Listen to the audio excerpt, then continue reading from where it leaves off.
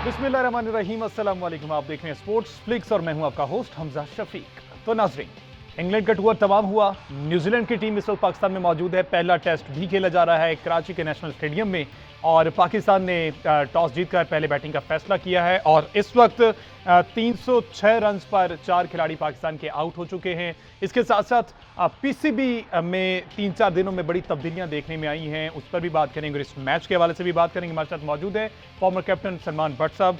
अस्सलाम वालेकुम भट्ट साहब, वेलकम टू द शो। वालेकुम अस्सलाम। भट्ट साहब, पहले तो मैच पे बात कर लें, उसके बाद ये जो पीसीबी में तब्दीलियां हुई हैं उस पर भी कर लेंगे। 306 रन, 4 खिलाड़ी आउट। ओपनर्स फिर से हमें धोखा दे गए, लेकिन शुक्र है सरफराज की वापसी हुई और उन्होंने बड़ा अच्छा पार्टनरशिप स्टैंड दिया बाबर आजम के साथ पाकिस्तान टीम को। क्या देख रहे हैं आप, कहाँ तक जाएंगी ये पार्टनरशिप?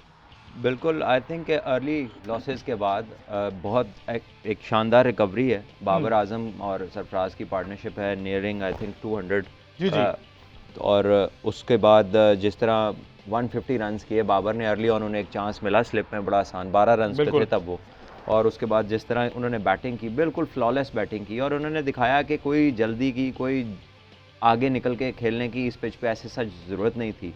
पाकिस्तान में इस टाइम वेदर कूलर साइड पे है। अर्ली ऑन थोड़ा बहुत हल्का फुल्का मॉइस्चर पिच में होता है, पिच थोड़ा सा ग्रिप लेती है, लेकिन पहले घंटे के बाद जब वो हमारे 3 खिलाड़ी जो पहले घंटे में आउट हो, उसके बाद पिच वैसी नहीं थी। साउथ शकील ने बिल्कुल एक बॉडी से अवे शॉट मारा फास्ट बॉलर को और ही लॉस्ट हिज विकेट, और बड़ा वो अफसुदा थे क्योंकि बहुत अच्छा खेल रहे थे वो, उस तरह का शॉट मारना नहीं चाहिए था उन्हें। और उससे पहले जो ओपनर्स ने किया आई थिंक उसकी कोई ज़रूरत नहीं थी, वो उसका ऐसे लगा बिल्कुल एमलेस जो है ना, पिच से बाहर निकल के रोकने। आप पिच से बाहर क्यों निकलते हैं? या आप मारने के लिए निकलते हैं या आप किसी पैच को कवर करते हैं? निकल के यहाँ पर आप निकल के रोक रहे हैं, जबकि पहले 10 मिनट भी नहीं हुए अभी मैच को स्टार्ट हुए और कोई पैच भी नहीं है जिसको आप कवर करने जा रहे हैं। तो अब्दुल्ला शफीक का ऐसे लगा कि क्यों इंग्लैंड के खिलाफ वो कुछ 2-3 दफ़ा लेफ्ट आर्म स्पिनर से नए बॉल पे लेग बिफोर हुए थे, तो ऐसे लगा कि वो उसको अवॉइड करने के लिए उन्होंने स्टेप आउट किया पहले 2 बॉलों का स्पिन देख के। ही एंटिसिपेटेड कि शायद अब मुझे ये गेंद अंदर लाएगा, और वो गेंद फिर ब्रेक हो गया। शान मसूद उसके बाद आए, वो तो पिछले 2-3 इनिंग्स से कभी रिवर्स स्वीप मारते आउट हो रहे हैं, कभी चार्ज करते हुए, तो वो इससे बहुत बेहतर प्लेयर है। मेरा ख्याल है कि he needs to take a breath and realize कि उनकी गेम क्या है। तो ये जो अटैकिंग क्रिकेट खेलने की कोशिश की जा रही है, ये कहीं ना कहीं इंग्लैंड वाले उस सीरीज से उनसे इम्प्रेस होके, क्योंकि हमने देखा है नेट प्रैक्टिस में बाबर आजम भी रिवर्स स्वीप की कोशिश कर रहे थे, प्रैक्टिस कर रहे थे। देखिए, वो एक नेट्स और चीज़ है और आप एक चीज़ को उसमें कंस्ट्रक्ट करते हैं। जब आपको लगता है कि अब मैं इसमें फुली कॉन्फिडेंट हूँ, तो फिर आप उसको मैच में अप्लाई करते हैं, स्पेशली इन पोजीशन में जहाँ पे आपके ऊपर जिम्मेदारी हो। नंबर 1, आपकी बैटिंग लाइन जो है वो इंग्लैंड जितनी लंबी नहीं। नंबर 2, ना आपके बैट्समैन बाकी उतने तजर्बाकार हैं, ना उतनी क्रिकेट खेलें।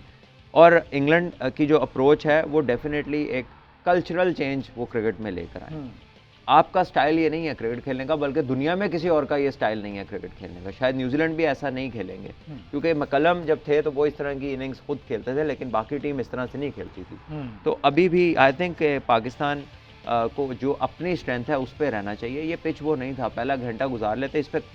अभी तो 6-7 ओवर पड़े हैं, 300 प्लस है पाकिस्तान का, तो पाकिस्तान ने एक डिसेंट रेट से स्कोर किया। बिल्कुल बिल्कुल। और अभी हम अंडर प्रेशर थे पहले सेशन में। अच्छा जी, अभी ये कि सरफराज अहमद 86 पे आउट हो गए और हाँ, अच्छा, पिच की भी अगर बात कर ली जाए, इंग्लैंड सीरीज में बड़ी तनकीद की गई। आज का पिच आप किस तरह से देख रहे हैं? डेड विकेट है या कुछ तब्दीली? देखिए, पिच नहायत जो है ना स्लो है, और हमने देखा उस पर न्यूजीलैंड के जो बॉलर्स हैं उनकी इतनी स्पीड नहीं है, 130s में है। वो जब बाउंसर करते हैं तो कई दफ़ा बॉल बिल्कुल जस्ट विकेट के ऊपर से गुजरता है, और बैट्समैन जो है वो पिछले बॉल के ऊपर, क्योंकि 2 पेस्ड है, कभी आता है कभी नहीं आता, तो थोड़ी स्ट्रगल कर रहे हैं। और आई थिंक बड़ा अच्छा सर्वाइव किया इन दोनों ने, और पिछले बॉल को कोई ज़्यादा ओवर अटैक करने की कोशिश नहीं की। लेकिन न्यूजीलैंड की बॉलिंग में कोई ऐसी एग्रेशन नहीं है, जैसे मार्क वुड इंग्लैंड के लिए आके 150 पे बॉल कर रहे थे, या उस तरह की मूवमेंट नहीं है जैसी जेम्स एंडरसन जो है या ओली रॉबिन्सन की तरफ से हमें देखने को मिली। यहाँ पर सऊदी बहुत अच्छे बॉलर हैं, उन्होंने डिसेंट बॉलिंग की, लेकिन उनके साथ जो वैगनर है उनकी स्ट्रेंथ है कि वो सिर्फ शॉर्ट पिच बॉलिंग करते हैं, और इस पिच के ऊपर तो गेंद आ ही नहीं रहा। तो आई डोंट थिंक कि वैगनर को खिलाना या उसकी जो बॉलिंग की लेंथ थी फर्स्ट इनिंग में, वो कोई अच्छा आइडिया या प्लान नहीं लग रहा था। बट साहब, सरफराज अहमद की वापसी हुई है तकरीबन 4 साल बाद टेस्ट क्रिकेट में। 86 इनिंग्स इससे पहले वो खेल चुके हैं और ये पहली इनिंग है होम ग्राउंड, होम सिटी में जिस तरह से खेल रहे हैं। क्या देख रहे हैं सरफराज के फ्यूचर को लेके? अब जिस तरह से आज भी उन्होंने 86 किया है, अच्छा परफॉर्म कर गए, अभी टाइम देंगे टीम सिलेक्शन कमेटी इन्हें या नहीं, आई एम श्योर कि देखें, परफॉर्म जब भी आप करते हैं तो इसका कोई ताल्लुक नहीं है आपकी एज से, बट इसका ताल्लुक है आप कितना परफॉर्म करते हैं और आपकी फिटनेस कैसी है। ये दो चीज़ें हैं जो आपको कैरी करती हैं, और क्या आप वाकई सबसे बेहतर हैं, आप साबित करते हैं, आप करते जाएं, आप खेलते जाएंगे। तो इसमें टीम मैनेजमेंट क्या डिसाइड करेगी। उन्होंने तो रिजवान के लिए भी यही अल्फाज इस्तेमाल किए कि हमने उसका वर्कलोड मैनेज करने की कोशिश की है, क्योंकि वो आपके तीनों फॉर्मेट खेलते हैं। बात बिल्कुल ठीक और है। अगर हम इन दोनों प्लेयर्स से हट जाएं तो इसी शो में हम पहले ये बात कर चुके हैं कि नए सिस्टम ने हमें तीसरा कीपर नहीं दिया जिसको हम बाकी फॉर्मेट्स में डाल सकें, स्पेशली बड़े फॉर्मेट के अंदर।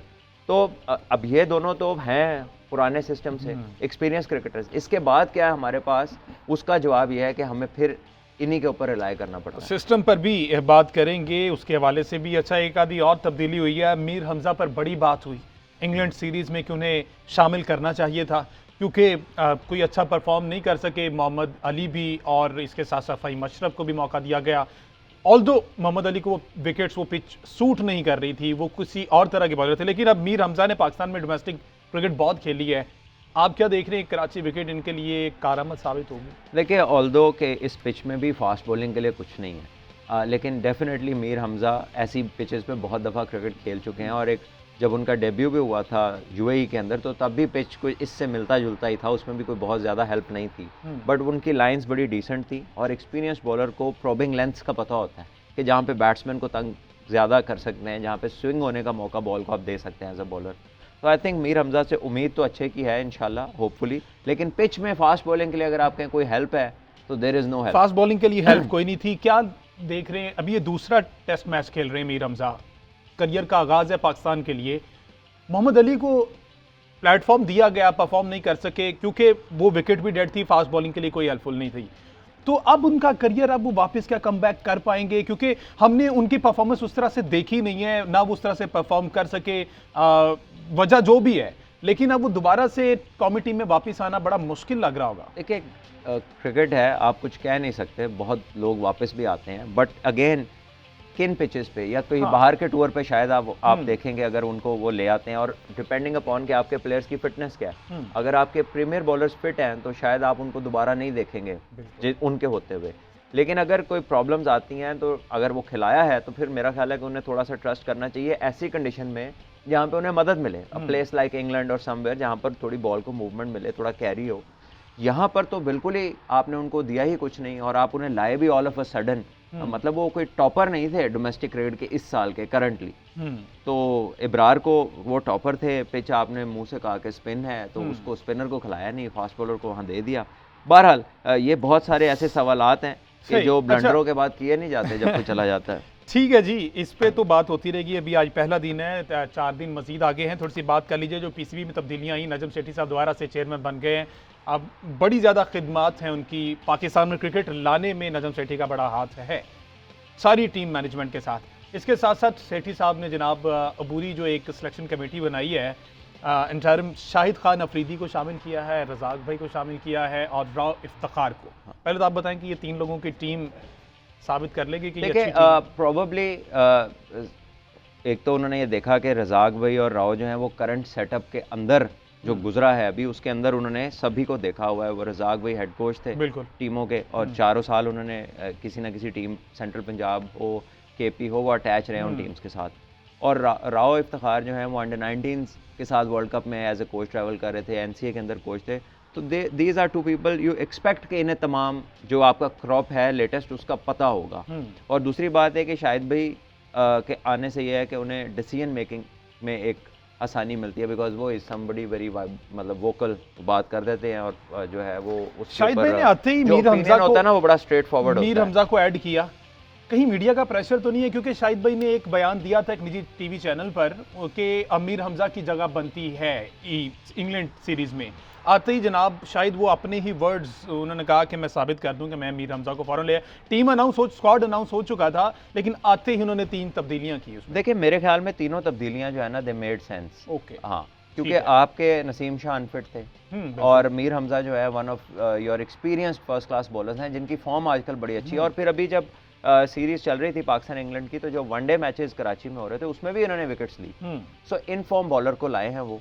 और मैं तो बल्कि देखना चाहता था कि हसन अली भी ये मैच खेलते, हसन अली भी ये मैच खेलते, और लेकिन वो उनकी जगह ना बन सकी यहाँ पर। लेकिन आई थिंक मीर हमज़ा एक जो डिज़र्विंग सिलेक्शन है। हमने इस शो में उनकी बारे में पहले बात की है कि उन्हें होना चाहिए टीम के अंदर, उनका ना होना ज़्यादा बड़ा सरप्राइज़ था, स्पेशली शाहीन के ना होते हुए। और अली को देख के ऐसा लगा कि यार अगर अली को आप लाएं तो वाई नॉट मीर हमज़ा। अच्छा सलमान भाई, हमने बड़ी बात की कि बाबर आजम एक बाइख्तियार कैप्टन है।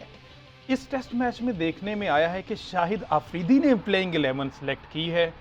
स्क्वाड सेलेक्ट करना एक चीफ सेलेक्टर का काम है, लेकिन प्लेइंग 11 अपना इन्फ्लुएंस शो करवाना कि कैप्टन से मैं ज़रा ऊपर हूँ, मैं प्लेइंग 11 दूंगा, तो ये एक अच्छी रिवायत होगी।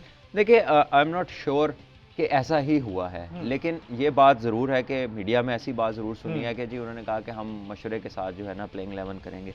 प्लेइंग 11 जो है that is prerogative of the captain, head coach and the manager. ये तीन लोगों का वोट होता है उसके अंदर। It has nothing to do with selection committee. But अगर आप मशवरा करना चाहते हैं तो आप किसी से भी कर सकते हैं जिससे आपको ये लगे कि यार मुझे अच्छा मशवरा मिल जाएगा, तो उसमें कोई हर्ज नहीं है। But this is the first match जो जब से वो इंटरिम कमेटी आई है, और उसके बाद से तो ये तो अभी आगे जाके पता चलेगा कि हु कैरीज द वेट, किसकी बात में वजन है और कौन उसको डोमिनेट पहले टेस्ट मैच में ही पता चल जाएगा कि किसकी ज़्यादा जनाब बात लेकिन मानी आई जाती थिंक है। एज फार एज पाकिस्तान की टीम अच्छा करती है, पाकिस्तान जीतता है तो डजेंट मैटर कि कितने लोग इसमें मशवरा कर रहे सही। हैं। बात वहाँ पे आके रुकती है कि जब आपका जो सिस्टम है वो आपको रिजल्ट्स ना दे, वो आपको प्लेयर्स प्रोड्यूस ना करके दे, और जो प्लेयर्स खेल रहे हैं वो आपको मैच जितवा के ना दें, तो फिर हर सिस्टम और हर मशवरे के ऊपर बात होगी, हर उस चीज़ के ऊपर बात होती है, क्रिटिसिज्म होता है जो आपको प्रोग्रेस नहीं दिखा रहा होता, जैसे कि पिछले सिस्टम के ऊपर बात हो रही थी। सिस्टम की आपने बात की,